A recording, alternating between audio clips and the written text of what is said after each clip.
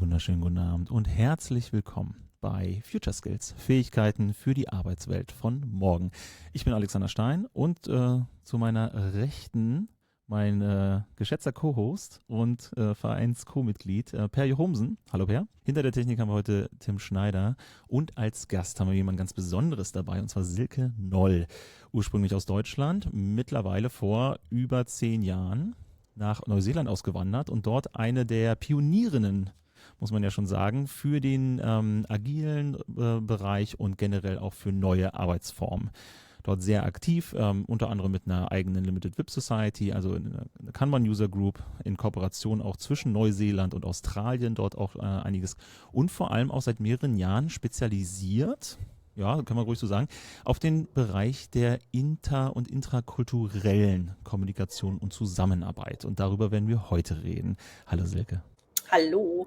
Hallo. Schön, dass du da bist. Damit wir da richtig schön reinsteigen können, wie bist du eigentlich in diesen Themenbereich gekommen? Wenn du ganz kurz erzählst, wie du damals nach Neuseeland gewandert bist, wie das sich ergeben hat und wie bist du da in den letzten Jahren eigentlich in diesen kulturellen Bereich reingekommen? In den interkulturellen bin ich eigentlich reingekommen, noch vor Neuseeland. Also ich habe mich 2012 zertifizieren lassen zur Certified Intercultural Trainerin oder was auch immer. Ich bin nicht so mit, hab's nicht so mit Du hast Gendern. ein Papier, das ist okay. Genau, also das war bei den Karl-Duisberg-Zentren in Köln und das war 2012, also 2 Jahre bevor ich nach Neuseeland gegangen bin. Und das war damals so eine der Sachen, irgendwie hat mich das getrieben. Also bin da wirklich so meinem Bauchgefühl nachgegangen, weil mich das interessiert hat. Und damals war das mein Vater dann so, ja, was willst du denn damit machen? Da kannst du doch kein Geld mit verdienen. Das hat mich nicht aufgehalten. Und ich habe weitergemacht und habe, also über die Jahre, also festigt sich das alles. Also es war wirklich eine Ausbildung über ein halbes Jahr oder länger. Und immer so am Wochenende mit Hausaufgaben und allem. Und also ich habe das aufgesogen wie ein Schwamm, weißt du. Und das zeigt ja, dass da ist ein Interesse einfach da. Und habe dann aber als Trainerin danach gar nicht so viel damit gemacht, aber trotzdem im Hirn festigt sich das ja und dann hast du verschiedene Erfahrungen und dann sortierst du das ein. Das Gehirn hört ja nie auf zu lernen, ne? Mit den Erfahrungen, die du machst. Und dann habe ich angefangen, 2016 eigentlich mein Buch zu schreiben. Das war das erste, wo ich dann was damit gemacht habe, wo ich das im Grunde, das, was mit mir passiert ist beim Reisen, dass ich das umgesetzt habe und das auf Neuseeland, weil es gab noch in der Richtung kein interkulturelles Buch über Neuseeland. Über andere Länder gibt es da relativ viel, also speziell für das Land. Und dann kam das so aus mir raus wie die Mutter zum Kind irgendwie. Und dann habe ich auf einmal irgendwie gesagt, ich glaube, ich schreibe gerade ein Buch. Und dann wurde es auch eins. Ja. Wo wir gerade bei Zertifikaten und Ausbildung im Bereich sind, müssen wir ganz kurz einen Einschub machen. Genau, wir machen jetzt kurz die Werbeeinblendung, weil wir haben ein Wort von unserem heutigen Sponsor. Wir haben agile Teams, aber keine guten Ergebnisse. Auf die Dauer ist das ziemlich frustrierend. Das nervt total. Wie muss sich die Führung ändern, damit agile Teams richtig gut funktionieren? Delegation in die Teams führt zu mehr Autonomie. Damit die Autonomie funktioniert, setzen Sie Leitplanken. Und mit richtigen Leitplanken können Sie eigenständiges Handeln in den Teams fördern. In unseren Management 3.0 Schulungen lernen Sie moderne Führung. So richtig. So richtig. Genau, denn IT Agile macht auch sehr schöne Schulungen, Trainings, Weiterbildung und Beratungsangebote. Vielen Dank dazu oder an dieser Stelle auf jeden Fall an IT Agile für die freundliche Unterstützung unserer Sendung hier. Falls ihr auch mal uns unterstützen möchtet, könnt ihr natürlich liken, abonnieren, Glockensymbol etc. und vor allem auch das Ganze verteilen über soziale Netzwerken und auch mündlich zwischen Kolleginnen und Kollegen, damit mehr Leute unsere Inhalte hier auch konsumieren und vielleicht auch immer in ihrer Arbeit besser werden. Aber wir haben auch weitere Sponsorenplätze frei. Wenn ihr aber auch Themenwünsche habt, generell schreibt uns einfach eine E-Mail an info@agiler-norden.de. Und wer sich jetzt kurz über den Agilen Norden wundert, der Agiler Norden e.V. ist der gemeinnützige Verein, der das Ganze hier veranstaltet. Wir sind nur ein Orga-Team innerhalb des Vereins und innerhalb unserer gesamten Kooperationsgruppe da, die solche Formate für euch bereitstellen. Und der Verein ist da als Dachveranstaltung drüber, um das Ganze auch zu stemmen und rein rechtlich auch abzubilden. Damit sind wir in der Werbung auch durch und wir kommen wieder zu dir zurück, Silke. zu sehen.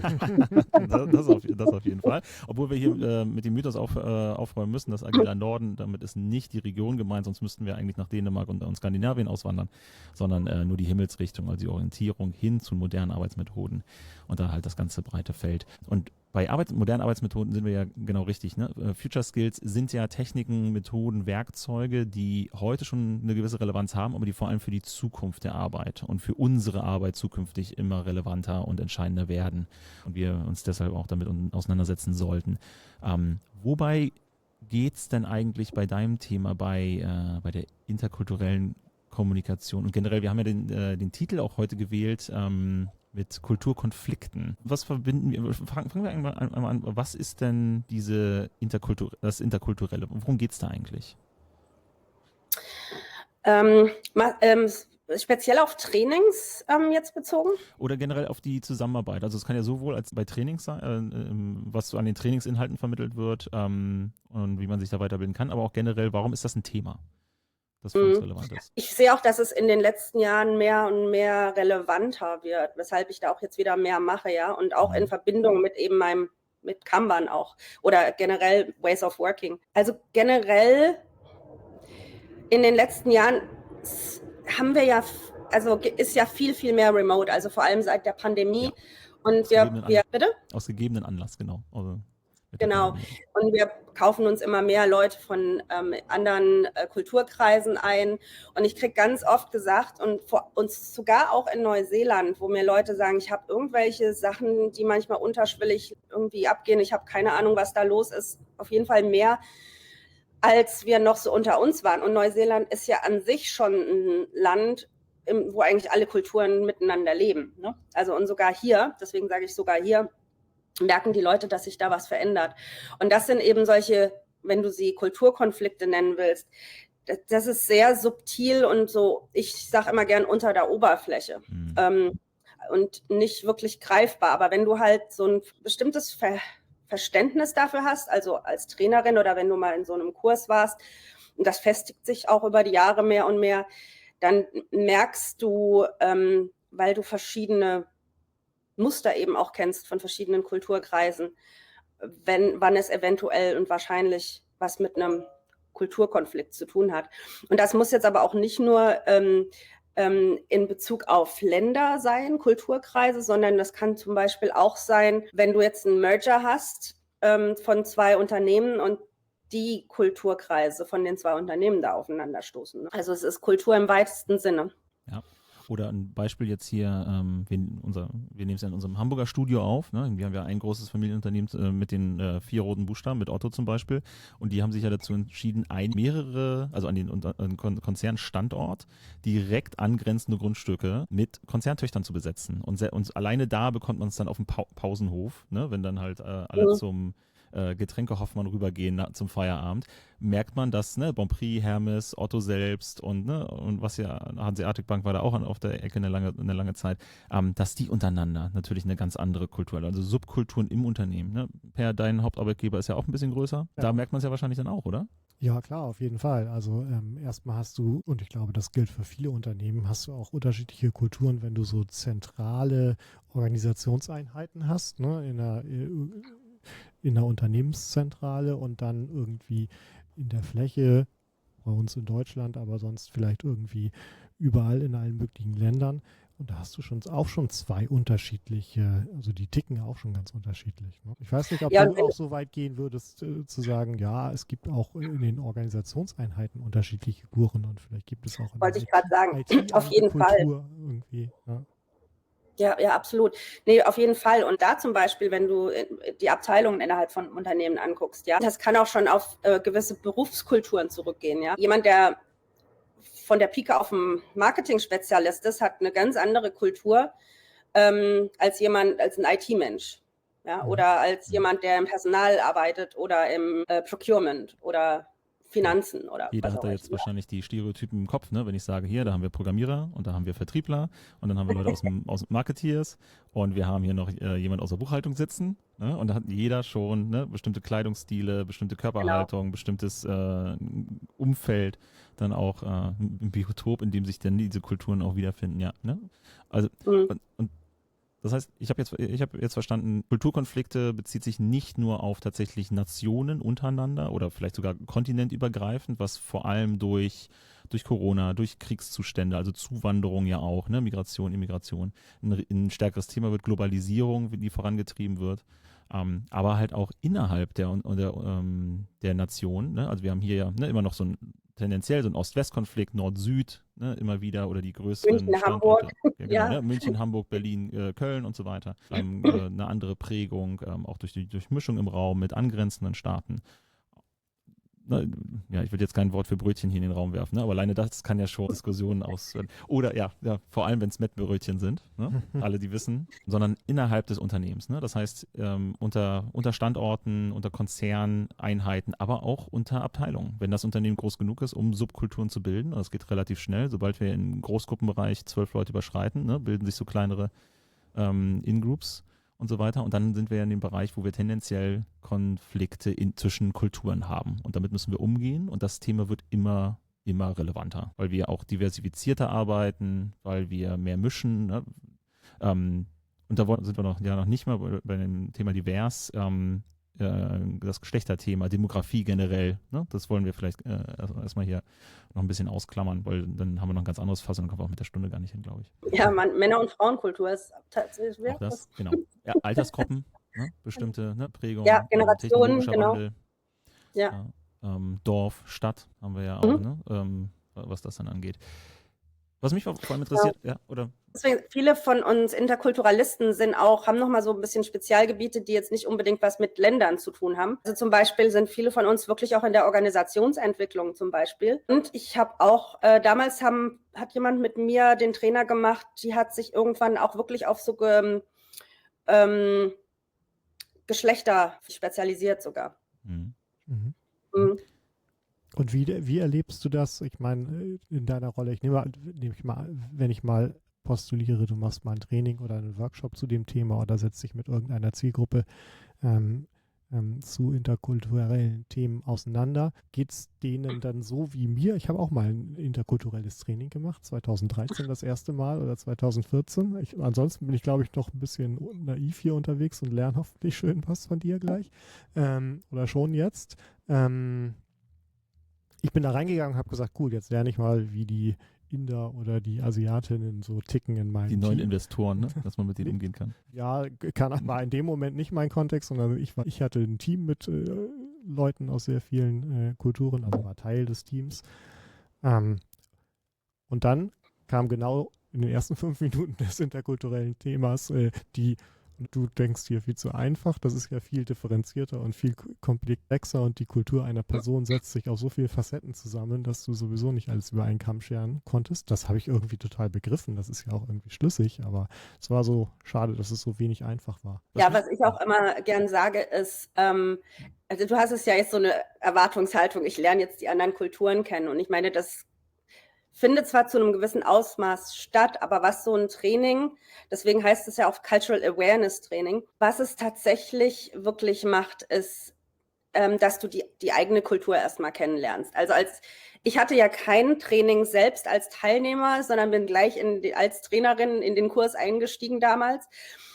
Und ich erinnere mich an so eine Situation, die war für mich so augenöffnend, als ich gesagt habe an irgendeiner Stelle, an irgendeinem Tag, ich bin ja eigentlich gar nicht so deutsch. Und dann sagte eine von meinen Mittrainerinnen so, Silke, das ist typisch deutsch, so, das zu sagen. Das ist also, du lernst, die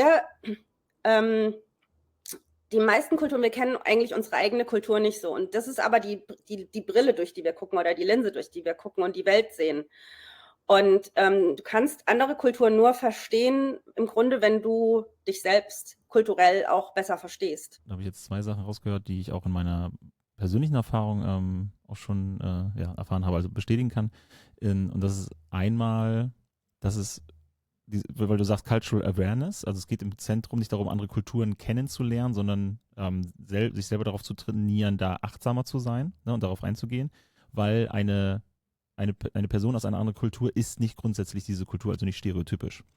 Ne, du kannst nicht sagen, wenn ich jemanden aus Berlin, München oder Köln treffe, die sind typisch deutsch. Genauso wie jemand aus Buxtehude nicht Hamburg ist, ne, und umgekehrt und so weiter.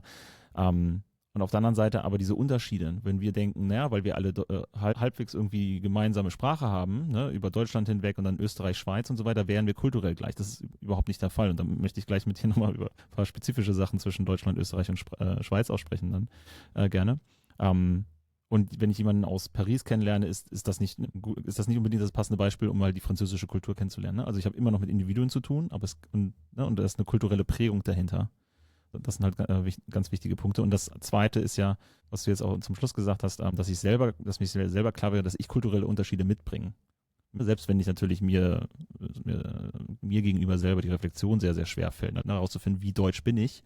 So untereinander taucht das gar nicht auf. Leute, die mich von außen sehen, haben viel größeren Kontrast, den sie dann wahrnehmen können und können natürlich sagen, ja, das ist typisch deutsch. Und ich bin da immer wieder überrascht von Leuten, die halt zugezogen sind, vor allen Dingen wie deutsch die denn doch sind, wenn die dann zum Beispiel in ihre Familie, ne, in die entfernte Verwandtschaft dann einmal kurz wieder einreisen, ne, über die Ferien oder sowas und dann anecken, weil sie dann auf einmal sagen, naja, wir müssten jetzt auch langsam mal los. Ne, weil meine Partnerin kommt ursprünglich aus Frankreich, so, und die hat das halt voll drin, ne? Also die ist halt unter Deutschen, ist sie da sehr französisch, aber sobald wir in ihren entfernten Familienkreis eintauchen, so, ne, sticht sie raus, ganz klar. Und da geht's ja. Wenn ich in Deutschland bin, merke ich das mehr. Wenn ich hier bin, habe ich immer noch so ein paar deutsche Sachen, wobei ich doch relativ, nochmal einen Schritt zurück. Das ist genau richtig, was du sagst, ja, und da kommen ja auch die Stereotype her und die sind auch wichtig im Grunde, weil unser Gehirn die braucht, um Sachen erklären zu können und einordnen zu können und irgendwo, genau, in so einem, ne, in der Welt. Und wenn du so eine Kultur anguckst, dann kann man wirklich so mit so einer Art Normalverteilung sagen für verschiedene Muster. Also wenn du jetzt zum Beispiel sagst, Direktheit, wie kommunizieren wir, direkt oder indirekt? Dann gibt es manche Kulturen, die sind eher indirekt, andere sind eher direkt. Und wenn du jetzt so eine Normalverteilung, eine deutsche Normalverteilung wäre eher in dem Feld direkt. Jetzt wenn man woanders gewohnt hat wie ich, dann bin ich vielleicht ein bisschen softer in diesem speziellen Muster geworden und bin auf der Normalverteilung ein bisschen weiter vielleicht in einer Ecke.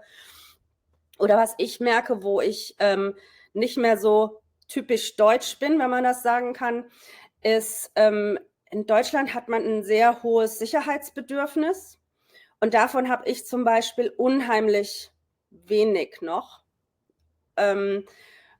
Halt als Selbstständige und anderes Land und so. Also ich brauche nicht so wahnsinnig die Sicherheit oder auch was Planung angeht. Also ich bin fast nicht, wenn ich weiß, was heute passiert, ist das schon viel. Morgen vielleicht so ein bisschen, aber jetzt irgendwie für nächstes Jahr schon Urlaub buchen, das geht bei mir nicht mehr. Ne? Und ich kriege schon Anfragen irgendwie hier für meine Wohnung für den nächsten Sommerbreak, Januar 2026. Genau, das sind so so wie wir eben Kulturen nicht absolut einordnen, sondern eher relativ und dann eben auch relativ zueinander. Ja? Also wenn du eine Kultur aus deiner Sicht sicherheitsorientierter ist sie vielleicht aus der Sicht von einer anderen Kultur eher auf der anderen, liegt sie vielleicht in der Mitte, also dann eher auf der anderen Seite. Weißt du, also ich habe ein Beispiel, das fand ich ganz interessant, als ich nach Neuseeland reingekommen bin, habe ich in so einem Testberatung gearbeitet und da war ich eine Zeit on the bench auf der Bank. Wie sagt man da nochmal auf Deutsch? Du warst nicht aktiv auf dem Feld, sondern diese Sportmetapher mit auf der Bank sitzen. Ja, genau. Also wenn du kein Projekt gerade hast, sondern im Grunde so in Headquarter. Ja, genau. Da habe ich irgendwie gedacht, das ist irgendwie komisch hier. Da sind so eine Gruppe weißer Männer, das waren so die Chefs, die haben dann hinter so einer Glasbox gesessen, so fast wie so ein Elfenbeinturm und wir Soldaten, wir waren dann draußen und haben draußen gearbeitet, aber immer mit Blick auf die Glasbox. Damit ihr wisst, für wen das macht. Damit ihr wisst, für wen ihr es macht. Genau. Und ich fand das total komisch, ja. Also das kannte ich nicht, weil wir sind in Deutschland eigentlich wenn man Hierarchie oder Egalitarismus, ja, sind wir eher so auf der egalitären Ecke, also nicht so hierarchisch. Es gibt natürlich immer noch mal Unterschiede dann unter Unternehmen, aber so grundsätzlich als deutsche Kultur. Und ich habe das echt wahrgenommen und dachte, das finde ich jetzt komisch. Weiß ich gar nicht, ob ich das will. Und ich habe das auch nicht so erwartet, weil Neuseeland auch ein sehr egalitäres Land ist. Und dann habe ich mal so rumüberlegt, so in meinem interkulturellen Hirn gewühlt. Damals war es ja auch noch frisch, was ich da gelernt hatte. Und dann habe ich gedacht, ja klar, das ist ein englisches Unternehmen, die haben ein Klassensystem dort. Und dann habe ich meine Kollegen gefragt aus Philippinen. Es gibt ziemlich viele Filipinos hier. Und die so, nö, also ist doch total, also halt, hätte ich jetzt nicht so wahrgenommen, ne? Ist eigentlich recht normal für uns. Also die haben das null wahrgenommen und ich habe es wahrgenommen. Das ist so ein hast, ja, kulturell geprägt. Genau, also für die war das so, das Wasser, in dem sie sowieso schwimmen. Und dann, das ist einfach da. Ne? Also der Fisch, wenn der in seiner Kultur schwimmt, der merkt das Wasser nicht, weil das ist ja seine natürliche Umgebung. Und eine Sache möchte ich da nochmal festhalten, die du eben erwähnt hast, und zwar, dass es um Relation geht. Ne? Bei diesen interkulturellen Geschichten, das habe ich auch gelernt, ist es halt irrelevant, darüber zu reden, dass Deutsche sind nicht lustig oder sowas, ist egal. Es geht immer um den Vergleich. Ne? Die Kulturen, die wir gerade betrachten, zum Beispiel in einer Abteilung, in einem Team, in einem Unternehmen, ne, lokal, wie sind die in der Relation zueinander? Ne? Also sind die einen dort offener, was Feedback angeht, ne? Du hast ja auch direkt gesprochen, ne? Direktheit und hierarchisch, ne? Wo sind da die Unterschiede?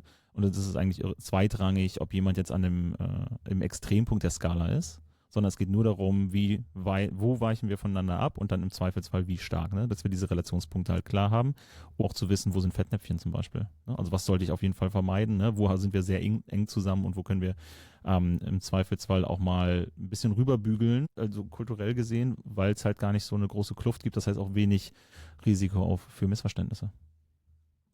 Genau, und da kommen halt dann diese Kulturkonflikte zustande, ne? Ja. Und da würde ich gerne noch einmal auf so eine Zwischenebene reingehen, bevor wir dann auch mal dann endlich, ja, für die Zuschauerinnen da draußen, dann über konkrete Beispiele reden. Du hast Direktheit angesprochen. Wir haben jetzt kurz schon Hierarchien angesprochen, ne? Egalitär oder zentrale Entscheidungsgewalt dann wahrscheinlich auf den Eckpunkt. Was sind so die typischen Aspekte, die betrachtet werden, wenn wir bei Kulturkonflikten so in die Fachliteratur gucken? Es kommt drauf an, welche Interkulturalisten du dir anguckst. Jeder hat verschiedene Patterns, Muster, die er sich anguckt. Manchmal haben die auch einfach einen anderen Namen. Ne? Also zum Beispiel der Aspekt Zeitverständnis ist fast bei allen dabei. Ja. Und manche machen zum Beispiel dann also oft, wenn du das als Spektrum anguckst, haben sie linear versus flexibel zum Beispiel.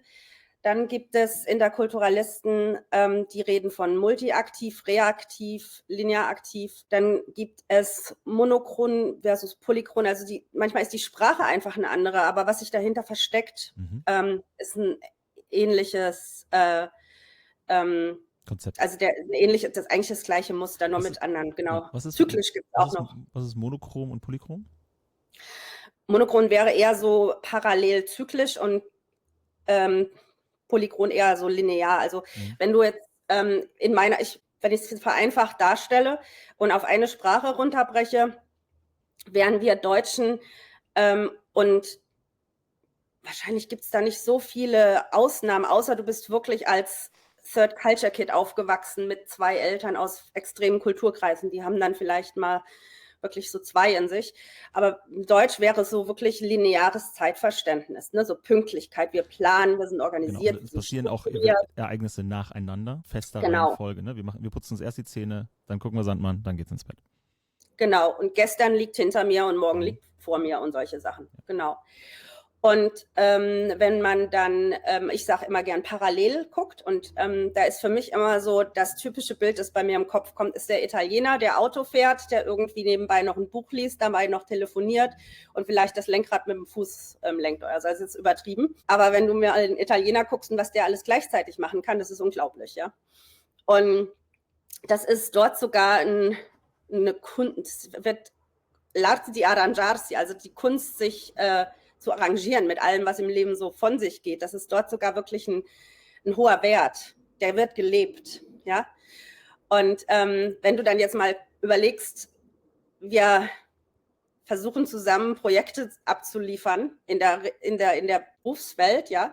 Und wir versuchen dann das schön mit WIP-Limit und eins nach dem anderen, ja. Und dann hast du Leute, das geht aber total, weißt du, es ist ein Wert für die, dass sie viel auf einmal, dass sie Multitasking machen können.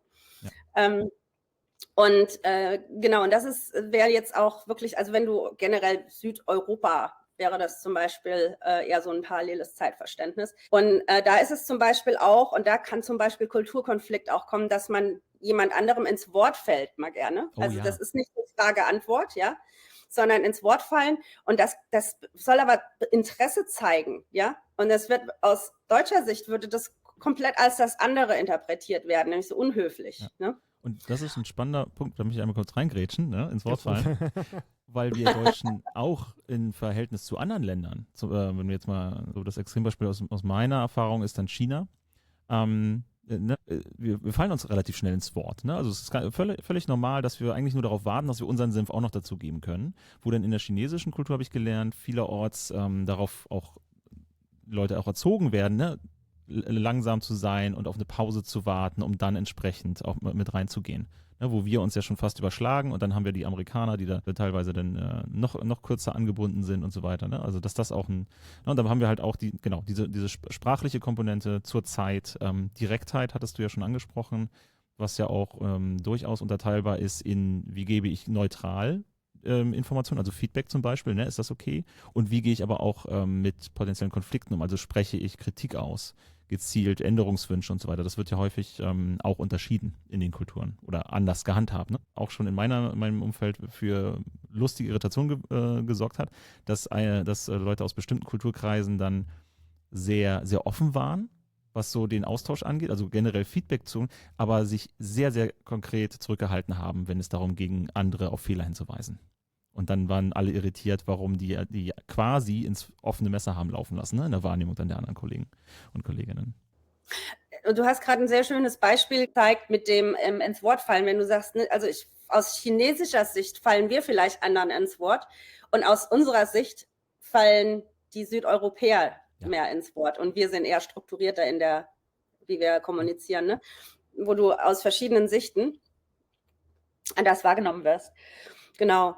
Und nochmal ums Zeitverständnis, um das nochmal zu vervollständigen, zyklisch wäre noch eins, was ich da nennen würde. Das ist super interessant, auch vor allem, also geht so in indigene Völker und in asiatischen Bereich so eher.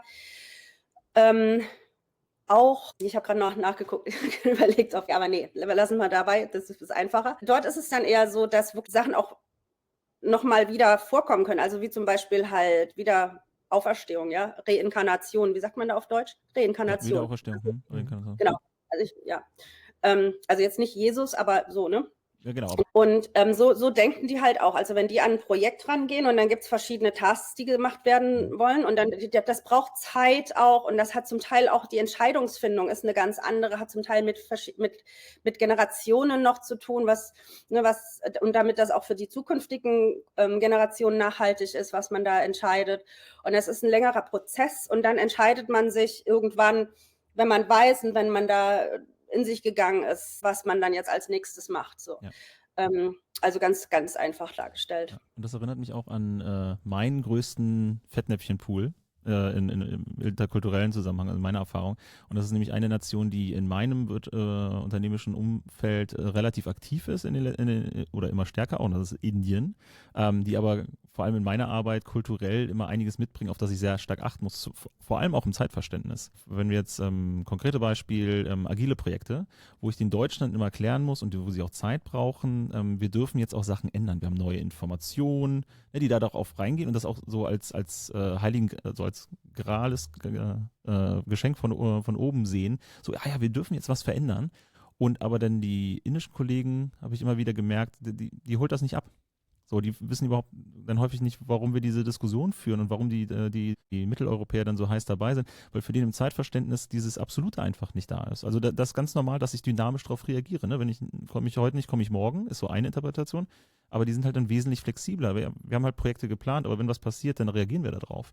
Also da ist diese Selbstverständlichkeit, dass wir agil sind, schon gegeben, wo wir Deutschen irgendwie uns ein neuer Ast aus dem Baum wächst, weil wir das machen dürfen. Und weil wir Probleme haben, damit umzugehen. Genau. Und dann hast du mal solche Leute in der Retrospektive, ne, wo du für die einen erstmal so eine Stunde Einleitung machen kannst, damit die loslegen und die anderen sind dann schon komplett abgehangen, so, oh, was soll das eigentlich? Ne? Ja, weißt du, und dann versuchen dann irgendwelche Unternehmensberatungen agile Prozesse in solche Kulturen einzuführen. Und Obwohl und das ist ein schöner Punkt, danke, dass du den jetzt auch nochmal ansprichst, wo es halt wirklich relevant ist, nicht nur für den Einzelnen, sondern auch für bestimmte Vorhaben, die wir umsetzen wollen, dass wir hier wirklich auch auf kulturelle Konfliktherde halt achten sollten. Ne? Wie können wir bestimmte Narrative halt auch übermitteln? Wie können wir bestimmte Anknüpfpunkte bringen? Sei es Change Management, ne? Also Initiativen, Transformation etc. funktionieren vor allem am Start. Also wir brauchen einen anderen Ausgangspunkt und einen anderen Anknüpfpunkt, weil der Transfer halt anders ablaufen wird für bestimmte Kulturgruppen. Ja, also ein anderes Beispiel, wenn du jetzt ja in die Agilität auch gehst, wäre, also ganz viele dieser Kulturen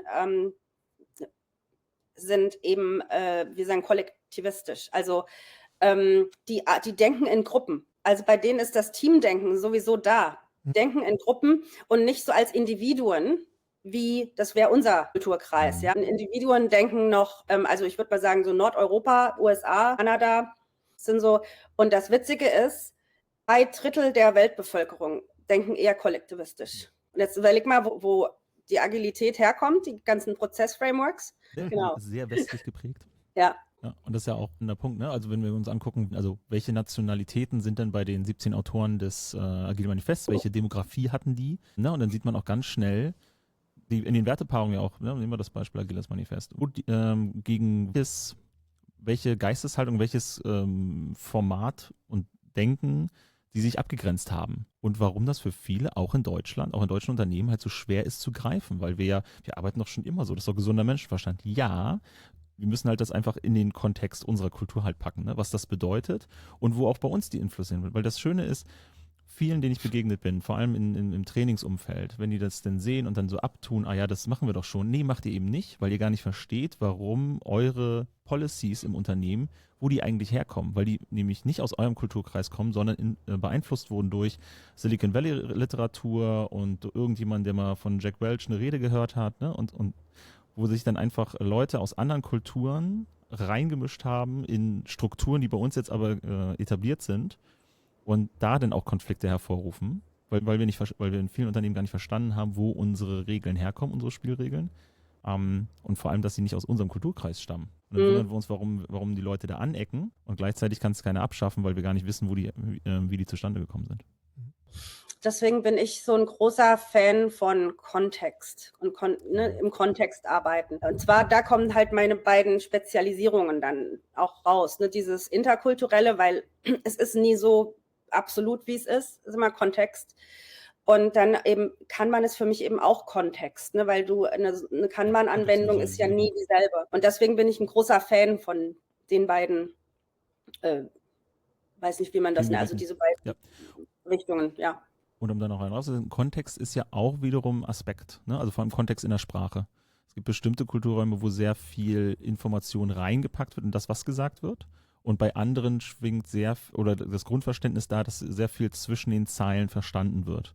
Wenn wir auch wieder Deutschland, sehr sachlich, genauso die Amerikaner, die US-Amerikaner, die dann sehr viel einfach Informationen, also alle Informationen teilen und andere Kulturräume, da haben wir wieder China, Indien, ne, also auch vor allem im asiatischen Raum, wo einfach davon ausgegangen wird, dass wir bestimmte Kontextinformationen haben, die deshalb nicht mitgeteilt werden müssen. Das ist eigentlich ein schöner Zeitpunkt, Entschuldigung.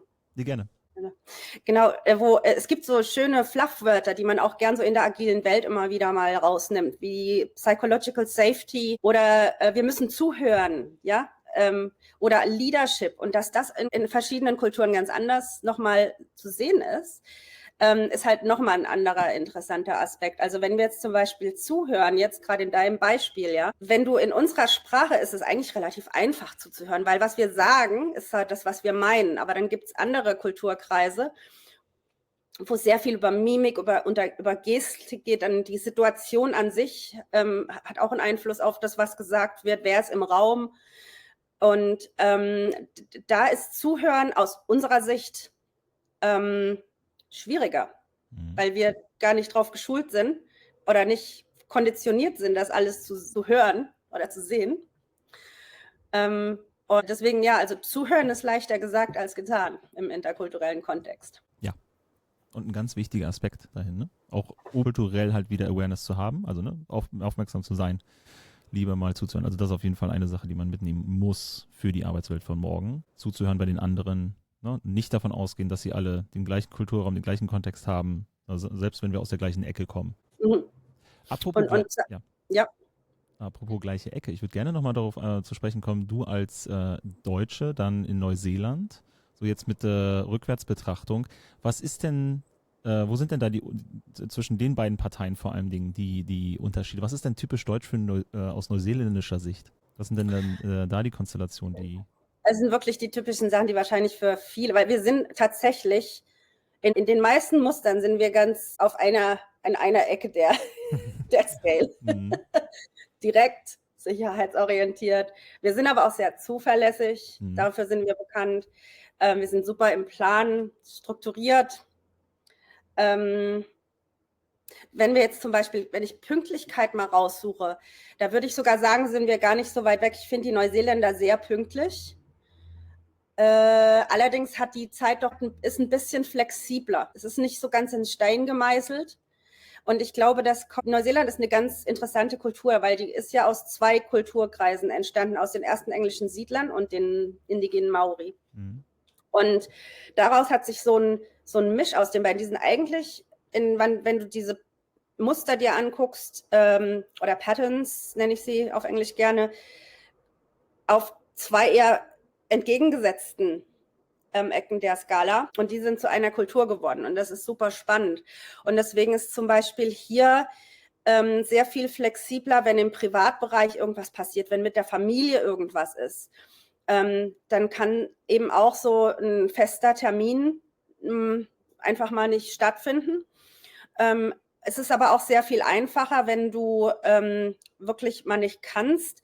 Du kannst einfach absagen und es ist kein Problem. Und wo dann ein Deutscher, der vielleicht neu hier, das ist auch ein Beispiel, was ich im neuen Fettnäpfchenführer Neuseeland anspreche, wenn ein Deutscher fühlt sich da erstmal so, wie kann die jetzt absagen? Das geht doch nicht, wir haben noch den Termin, was mache ich denn jetzt? Und jetzt fällt die Welt auf einmal zusammen. Ja, aber so volle Extreme, also da, wo die neuseeländische Kultur und die deutsche Kultur, also die gaußsche Verteilung sehr weit auseinander liegt. Wem können wir denn gar nicht? Wo haben wir denn... Was? Das ist jetzt eine andere Frage, oder? Das ist eine andere Frage. Ja. Achso, nee, das waren 2 Fragen. Nee, genau. Ich wollte sagen, wo würdest du sagen, in was für einem kulturellen Aspekt sind Neuseeländer und Deutsche sehr unterschiedlich? Es ist schwierig, hier wirklich, oder vielleicht bin ich mittlerweile zu flexibel, anzuecken, weil die sind halt schon auch sehr tolerant, weil es hier so viele verschiedene Kulturen gibt. Das sind wir zum Beispiel nicht. Aber, bitte? Das sind wir ja nicht. Tolerant. Sind wir nicht tolerant? Aha, in Relation zu anderen Ländern. Also in einem gewissen Sinne tatsächlich ist das da, ja, also zum Beispiel, ich habe einen Freund, Bekannten, der ist in Deutschland aufgewachsen, geboren, spricht Deutsch, wird nichts merken, ursprünglich aus dem Iran und heißt Mohammed. Und der sagt, dass er sich hier sehr viel wohler fühlt, weil eben so diese Frage nach dem Namen, nach der Herkunft ist einfach offenes Interesse. Da ist nicht so ein unterschwängliches Vorurteil, das da mitschwingt. Und das hat er in Deutschland halt. Ich denke mir, du willst in Deutschland nicht Mohammed heißen oder Ahmad, Abdul oder wie auch immer. Das ist tatsächlich schwer. Ja, das ist vielleicht ein Unterschied tatsächlich. Dann möchte ich die Frage doch nochmal ausbreiten. Was sind denn deiner Erfahrung nach oder deinem Kenntnisstand nach so die größten Konfliktherde für einen typisch deutschen Kulturraum? Also wo ecken wir denn am meisten an? Wo haben wir die größten Unterschiede? Wir werden gerne als besserwisserisch wahrgenommen. So. Wir wissen es halt. Ne? Wir machen es ja auch besser. Können wir das rausschneiden später? Deutsche Qualität. Ne? Also ich meine, wir brauchen ja gar nicht drüber zu reden. Wir wissen es einfach. Ja. Ich weiß auch nicht, wie das kommt, dass andere Leute uns besserwisserisch finden. Ja, da kommt dann, also wenn der Deutsche dann halt ankommt und so, also das ist jetzt, und das ist doch so, also gerade hier Häuserbau hier in Neuseeland, ja, alles scheiße hier, ja, also wie könnt ihr denn so bauen? Die Spaltmaße. Ja. Ja, ne? Und das ist ja spannend, ne, was da alles so drinsteckt und ist ja auch viel ne, Kontextkommunikation, dass wir halt sehr sachlich sind da drauf, ne? Und das wird dann von anderen wieder wahrgenommen. Ne?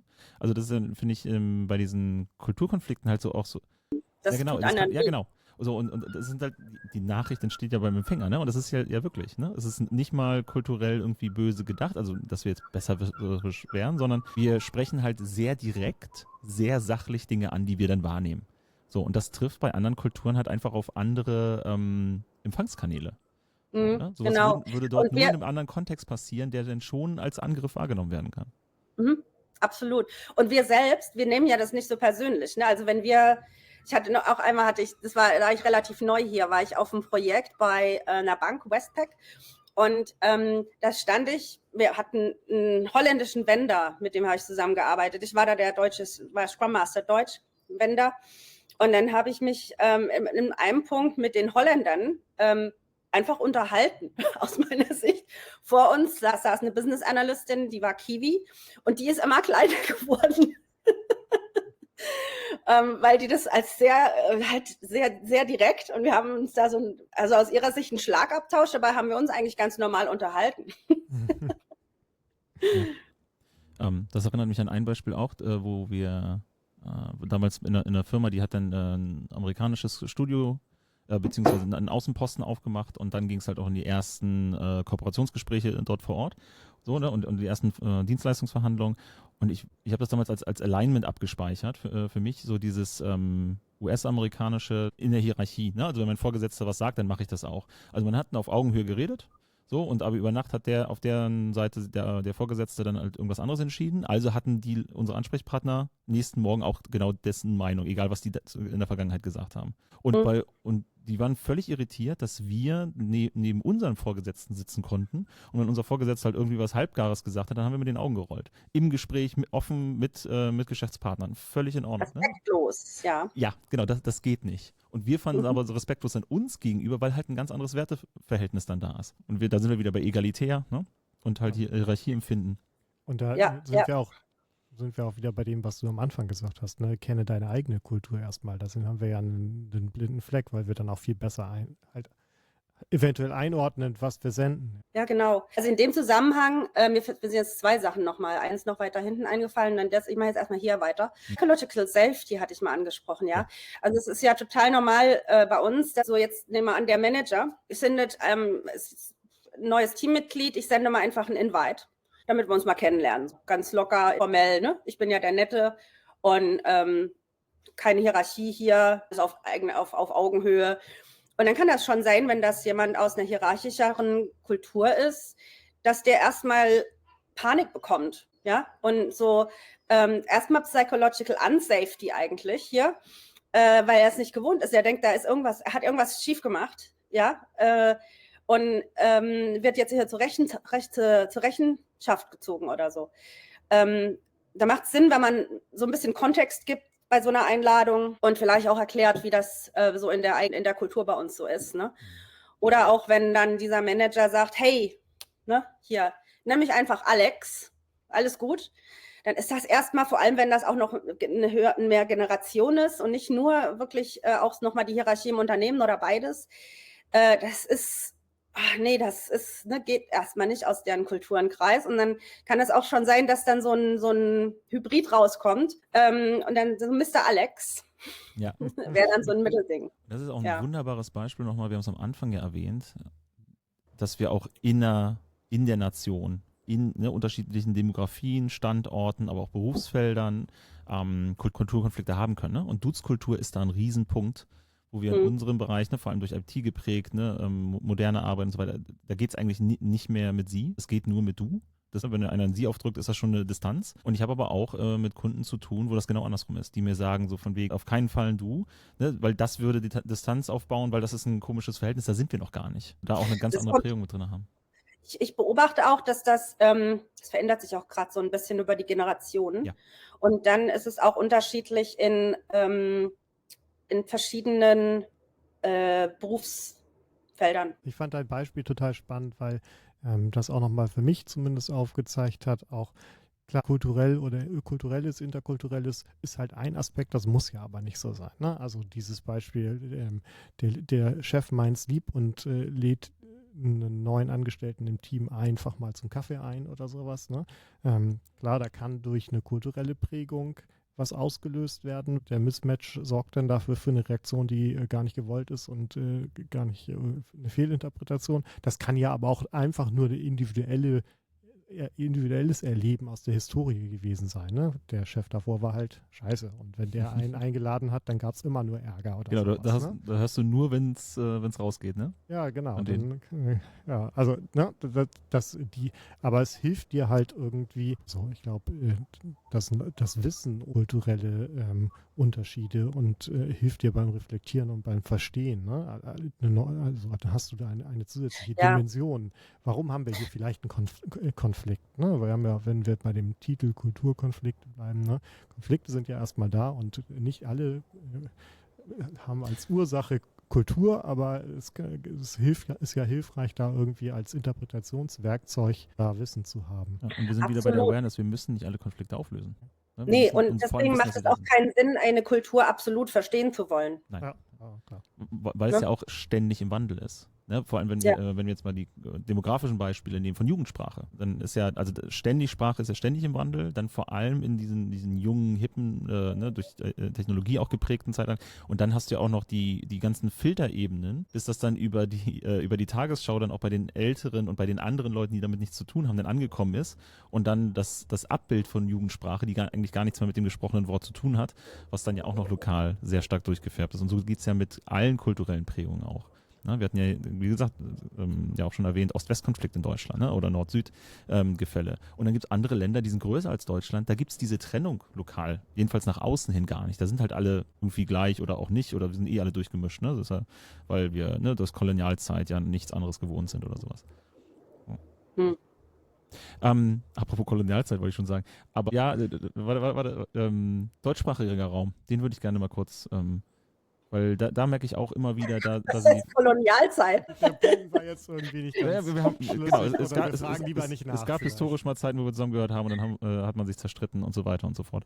Deutsch, Österreich, Schweiz. Viele, eine Suppe, ne, gibt es zwar eine Grenze und zur Schweiz muss man dann auch noch die Währung wechseln und so, aber eigentlich gleich. Wenn wir da aber zusammenarbeiten in einem Team, habe ich gelernt, die Kulturen, die vermeintlich dicht beieinander sind, da haben wir das größte Potenzial für Missverständnisse, weil dort niemand drauf achtet, dass man auseinander ist. Wo liegen denn eigentlich die größten Unterschiede, wenn wir über diese 3 Nationen reden? Ja, also das hast du ja auch im Englischen weltweit, ne? Also Amerikanisch ist nicht gleich Englisch, ist nicht gleich Australisch, ist nicht gleich Neuseeländisch.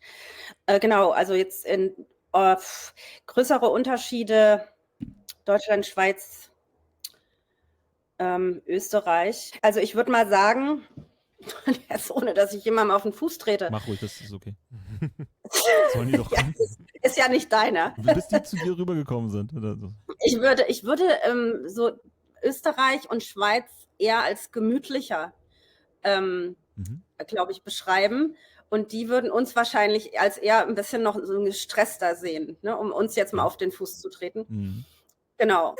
So ein bisschen verbissener, könnte man sogar sagen. Ja, so, würde ich fast sagen. Unentspannter halt. Ja.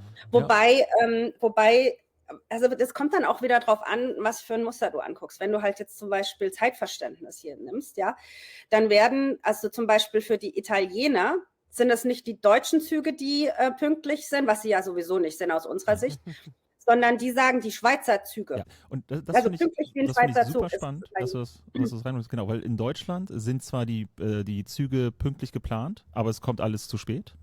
In Österreich gefühlt ist es egal. Und in der Schweiz sind die geplant und auf die Minute pünktlich. Genau. Ich habe sogar mal gehört, dass du, wenn du von der Schweiz nach Österreich rüberfährst, am ersten österreichischen Bahnhof hält die Bahn an, um halt die Verspätung im österreichischen System halt aufzuarbeiten, weil die halt pünktlich rauskommt. Und das ist bei den Italienern in der Sprache drin, ne? So puntuale come un treno svizzero.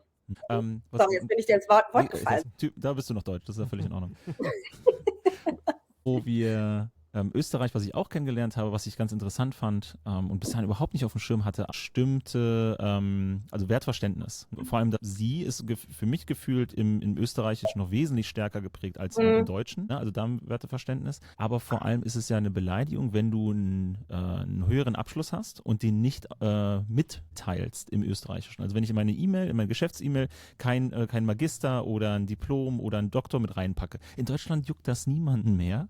Aber dort ist das tatsächlich kann das durchaus ein Fauxpas sein, wenn ich das nicht miterzähle, nicht mitgebe. Und ich meine, bei uns wäre das eher so, ja, hör doch auf zu prahlen. Also da sind wir wieder diese devote Kultur, die geprägt dann hier, ne, durch Christentum und so weiter. Genau. Und Italiener, weil du das jetzt mehrmals gesagt hast mit der italienischen Sprache, finde ich ganz spannend. Vor Anfang der 2000er war ich noch in der Schule. Habe ich eine Arte-Folge mal geguckt, hier Carambolage. Und da war nämlich ein Leserbrief, wurde aufgegriffen von einem italienischen Poeten. Der kommt aus Süditalien, aus so einer kleinen Inselgeschichte, also auch mit einer lokalen Subsprache. Und der hat sich darüber beschwert, dass er es so schwer hat, in seiner Muttersprache, also in diesem Urdialekt dann, Gedichte zu schreiben, weil sie keine Zukunftsform haben. Und was ich da gelernt habe und bisher und immer wieder mir auch über die Jahre ins Gedächtnis gesprungen ist, die haben halt keine saisonale Landwirtschaft wie bei uns. Durch die Mittelmeerregion ist halt alles gleichmäßig warm und dadurch hast du in der Sprache auch eine viel schwächere Ausprägung in die Zukunft. Es gibt keine Zukunftsform. Es gibt Heute und Vergangenheit. Und dann passieren Dinge. Und dann wird es auch spannend, wenn wir wieder über Zeit reden, wie Zeit wahrgenommen wird. Wir müssen an Winter denken, auch wenn wir jetzt hier, ne, dank globaler Erwärmung hier, ne, Grüße gehen raus an die Generation vor uns, dass hier kein Schnee mehr liegt, also nicht mehr wirklich, ne, so nicht ernst zu nehmen, aber trotzdem, die Äpfel wachsen nicht das ganze Jahr, ne? Und wenn ich halt nicht monatelang Kohl essen möchte im Dunkeln, so, dann muss ich irgendwie mal gucken, dass ich mir was in den Keller packe. Und andere Nationen haben das nicht. Und das ist halt auch eine starke kulturelle Prägung.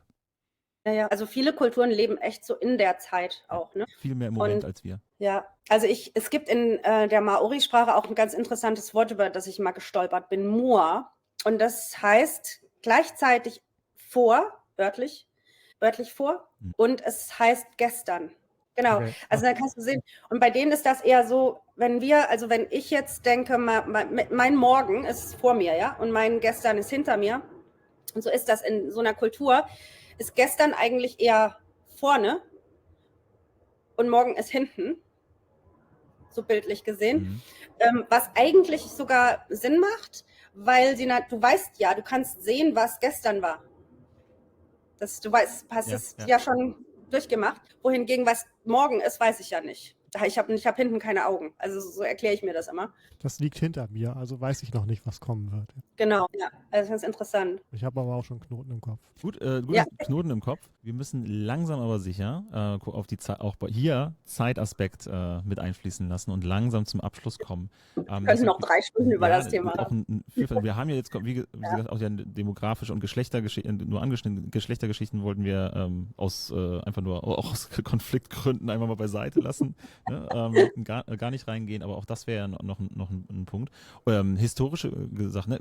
Auch historische Konflikte, wie weit sind halt Kolonialisierung, Kriege, auch der jüngeren Geschichte oder auch Besiedlung und so weiter oder auch generell auch Völkerbewegung auch dann kulturell prägend gewesen. Ne? Besatzungsmächte und solche Sachen habe ich immer wieder gelernt, sind halt dabei einigen Kulturräumen dann auch prägend drin und deshalb hierarchische Geschichten, direkte Ansprache wieder anders mit drin. Silke hat es ja gerade schon gesagt, ne, in Neuseeland, dass da irgendwie quasi über viele Generationen 2 Kulturen zusammengewachsen sind, irgendwie so eine Mischform gebildet haben. Wenn man sich jetzt aber in diesem Bereich tatsächlich, also wir haben jetzt versucht, euch allen klarzumachen da draußen, das ist ein Future Skill, der wird immer relevanter, je weiter die Zeit voranschreitet. Setzt euch damit auseinander, gezielt für euren Bereich, aber vielleicht auch ein bisschen darüber hinaus, über den Tellerrand schauen, vielleicht für den nächsten Arbeitgeber oder den nächsten Projektauftrag. Hast du ein paar Quellen für uns oder ein bisschen Material, Bücher etc., die du uns an die Hand geben kannst oder die du am meisten empfiehlst, wenn sich jemand in das Thema weiter einarbeiten möchte? Ich würde halt so, wo man leicht sich reinlesen kann. Also es gibt viel, das war als ich mein Buch geschrieben habe, viel Literatur ist wirklich akademisch. Wenn das grüß ich mal. Achso, warte mal, habe ich hier. Also das ist das ursprüngliche auf Deutsch, Wahlheimat Neuseeland, und das ist die englische Übersetzung. kriegst du raus auf Google unter meinem Namen oder so.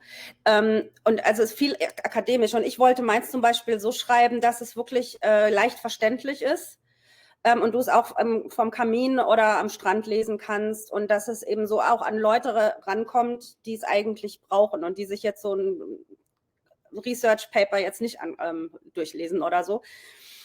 Und deswegen, also mein Buch ist auf jeden Fall eine leichte Kost und man lernt unheimlich viel über verschiedene Interkulturalisten hinweg auch. Also es ist nicht nur einer, der sein Research macht.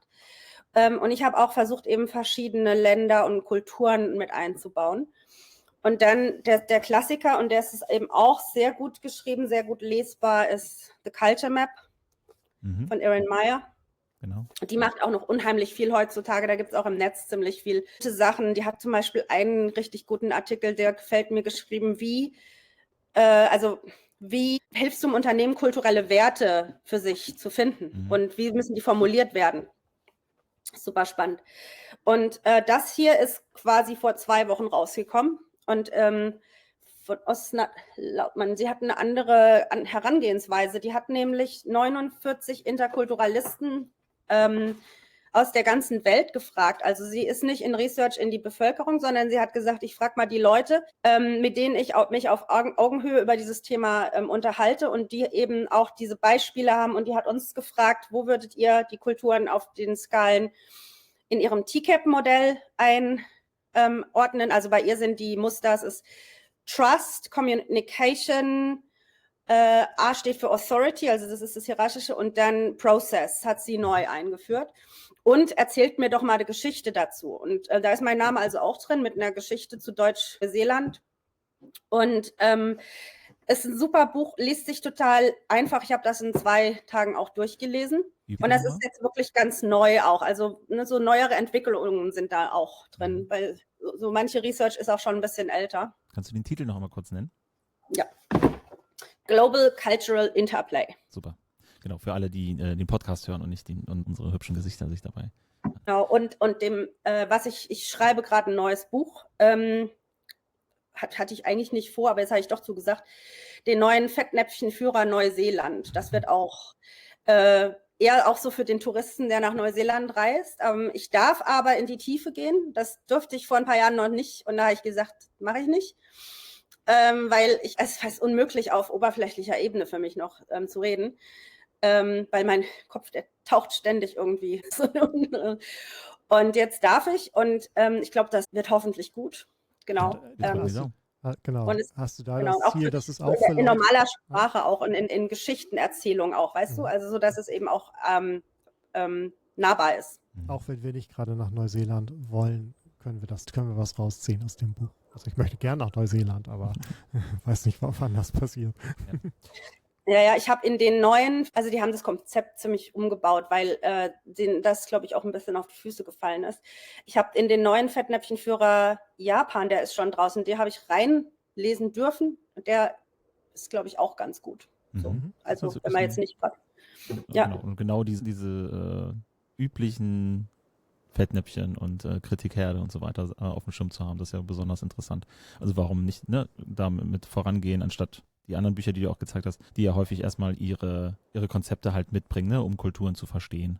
So, ne? Dann kann man erstmal die größten Minenfelder umgehen und dann dabei lernen, worauf es eigentlich ankommt, wenn ich da auch selber nochmal drüber nachdenken möchte. Finde ich auch einen schönen Ansatz. Apropos schöner Ansatz, gibt es noch Sachen, die du ergänzen möchtest, bevor wir hier in den Abschluss tatsächlich jetzt Schluss machen? Gibt es noch etwas, das noch unbedingt gesagt werden muss in Bezug auf Kulturkonflikte? Oder passt das? Nee, nicht unbedingt. Vielleicht noch eine Sache. Es gibt, wenn du Trainings halt buchen möchtest, natürlich kann ihr gerne alle bei mir buchen, Cultural Awareness Training, was eher so wirklich kulturübergreifend ist. Wir nennen es auch kulturübergreifendes Training. Und dann gibt es tatsächlich aber doch auch kulturspezifisch. Weil dann doch eben verschiedene bestimmte Werte in manchen Kulturen, in manchen Ländern, es geht dann nach Ländern, schon ausgeprägt sind. Das heißt, wenn ich es richtig verstehe, für meine eigene Weiterbildung sollte ich mir immer Gedanken machen, ob ich mich generell in das Thema einarbeiten möchte oder halt ein breites Spektrum abgreifen möchte, weil ich noch nicht weiß, wer in meinem Team landet oder mit wem ich da zusammenarbeite, oder ich habe speziell eine Nation, auf die ich mich gezielt vorbereiten möchte. Und da dann auch noch. Genau, also ich habe in den letzten Monaten einige kulturspezifische Trainings in Neuseeland gegeben für Leute, die eingewandert sind zum Beispiel, die hier anfangen zu arbeiten. Dann, wenn du aber so ein Team hast mit ganz vielen Kulturen, dann kannst du so ein Awareness-Training und da geht es dann vor allem eben auch wirklich um die Konversation am Ende und die Awareness, ne? Also nicht um absolut zu sagen, so funktioniert die Kultur und die Kultur. Und Awareness ist ein schönes Stichwort für den Abschluss, ne, Per? Weil wir haben auch Awareness und zwar unserer Umwelt gegenüber. Genau. Wir haben nämlich, also ist auch sowieso ein bisschen schwierig, dir jetzt zum Dank ein paar Blumen oder ein bisschen Schokolade zu überreichen. Wir haben stattdessen einen Baum für dich pflanzen lassen, wenn wir ehrlich sind. Wir haben nicht das selber gemacht. Und dann kriegst du ein schönes Zertifikat von mir per Mail zugeschickt. Und dann sind da die Koordinaten drauf. Genau. Wenn du das nächste Mal in Deutschland bist, kannst du gerne mal vorbeifahren. Im schönen Mecklenburg-Vorpommern steht dann ein Baum, den wir für dich gepflanzt haben, um ein bisschen das auszugleichen, was wir hier an Strom- und Umweltschaden halt anrichten. Und damit sind wir am Ende der heutigen Sendung. Vielen Dank, Silke Noll. Grüße gehen raus. Ich kann jetzt sagen, ich habe einen Baum gepflanzt im Land meiner Herkunft, wo meine Wurzeln sind. Großartig. Und du kriegst noch einen digitalen Zettel, um das auch zu belegen. Falls es dir jemand nicht glauben sollte, es soll Kultivierungen geben, die da Prüfsiegel stärker brauchen als andere. Danke, Per Jeromsen, dass du mit dabei warst. Ja, danke, danke Tim Schneider für die Technik. Mein Name ist Alexander Stein und wir sehen uns dann nächsten Monat wieder, beziehungsweise sehen wir uns in der Arbeitswelt von morgen. Bis dahin. Dankeschön.